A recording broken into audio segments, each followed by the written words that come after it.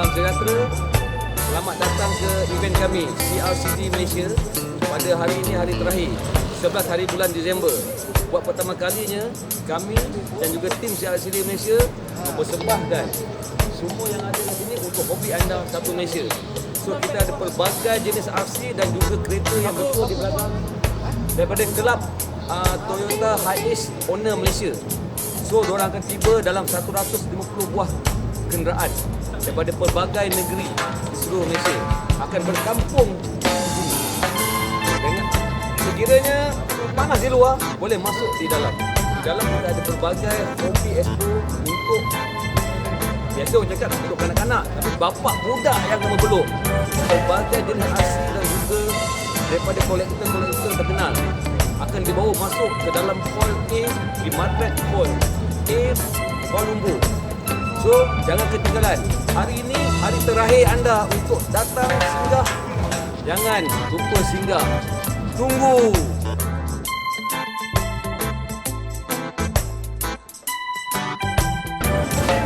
Depan dataran dekat depan Madrid ni.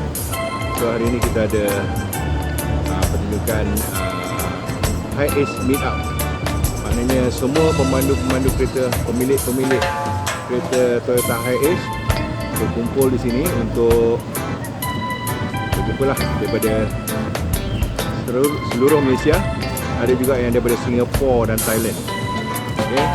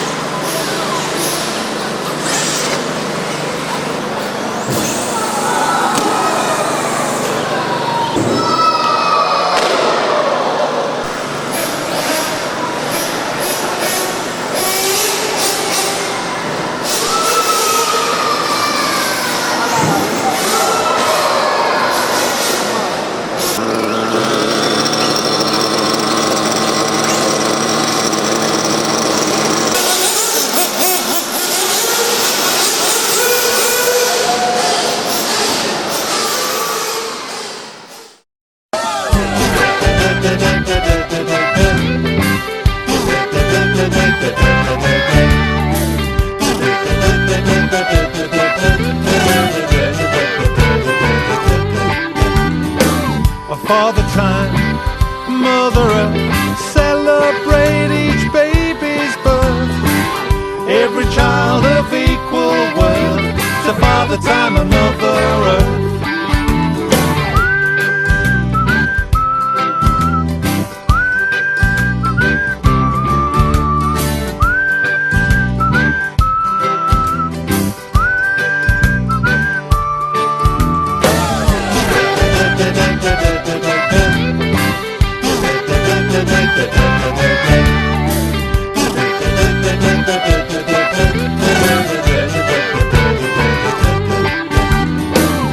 Father Time, Mother Earth, celebrate each baby's birth.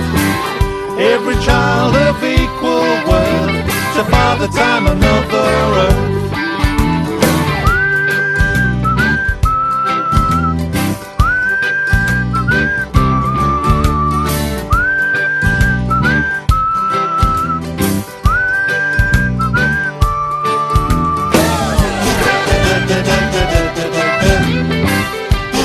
To Father Time and Mother Earth.